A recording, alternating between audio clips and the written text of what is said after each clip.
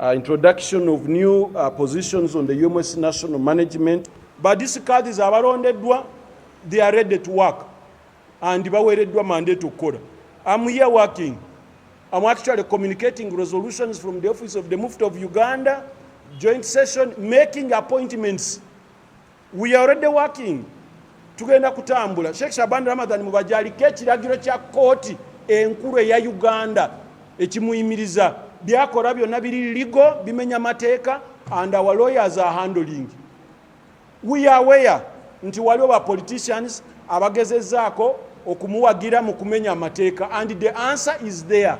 Abo be ba representatives betwajjeeyo abalumirwa enkyukakyuka eno gye tuliko.